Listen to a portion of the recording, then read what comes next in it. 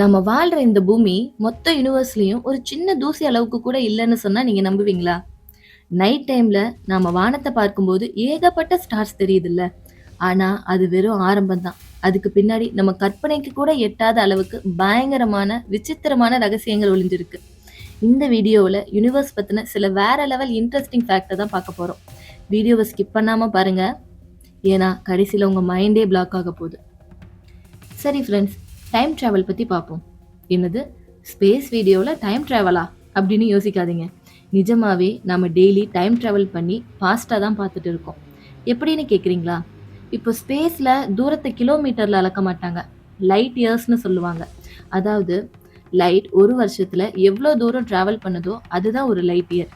இப்போது பூமிக்கு பக்கத்தில் இருக்க ஒரு ஸ்டார் 4 லைட் இயர்ஸ் தூரத்தில் இருக்குன்னு வச்சுப்போம். அங்க இருந்து வர லைட் நம்ம கண்ண அடைய 4 வருஷம் ஆகும். அப்படின்னா இன்னைக்கு நைட் நம்ம பார்க்குற அந்த ஸ்டார் இன்னைக்கு எப்படி இருக்குன்னு நமக்கு தெரியாது. 4 வருஷத்துக்கு முன்னாடி அது எப்படி இருந்ததோ அதை தான் நாம இப்போ பார்க்குறோம். ஒருவேளை அந்த ஸ்டார் நேத்து வெடிச்சு அழிஞ்சிருந்தா கூட நமக்கு அது 4 வருஷம் கழிச்சு தான் தெரியும். சிம்பிளா சொல்லணும்னா சூரியனோட வெளிச்சம் பூமிக்கு வர 8 நிமிஷம் 20 செகண்ட்ஸ் ஆகும். ஒருவேளை சூரியன் இப்போ திடீர்னு காணாம போனா கூட அடுத்த 8 நிமிஷத்துக்கு நமக்கு அது தெரியவே தெரியாது. நம்ம ஃபாஸ்ட்டாக தான் பார்ப்போம். அடுத்து நம்ம பார்க்க போகிறது யூனிவர்ஸ்லேயே இருக்கிற மிக பயங்கரமான வில்லன்.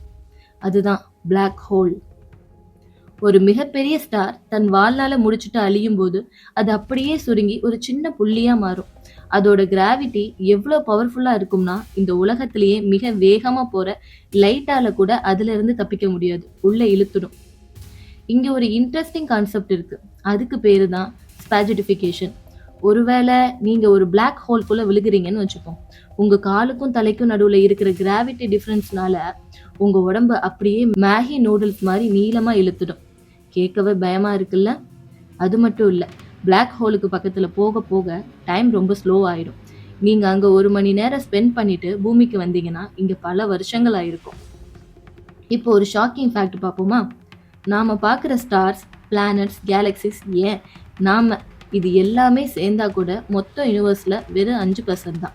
அப்போது மீதி 95% என்ன இருக்குது? அதுதான் சயின்டிஸ்டுக்கே இன்னைக்கு வரைக்கும் புரியாத ஒரு புதிராக இருக்குது.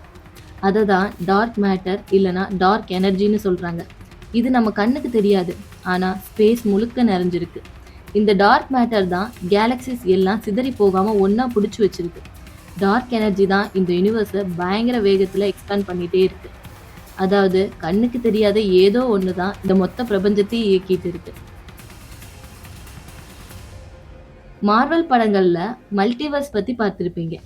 ஆனால் ரியல் சயின்ஸ்லேயும் இந்த தியரி இருக்கு. நம்ம யூனிவர்ஸ் மாதிரி இன்னும் கோடிக்கணக்கான பேரலல் யூனிவர்ஸ்கள் இருக்கலாம். அங்கே உங்களை மாதிரியே இன்னொருத்தர் வேற ஒரு லைஃப் வாழ்ந்துட்டு இருக்கலாம். அப்படியே ஏலியன்ஸ் பக்கமும் வருவோம். யூனிவர்ஸில் கோடிக்கணக்கான பிளானட்ஸ் இருக்கு.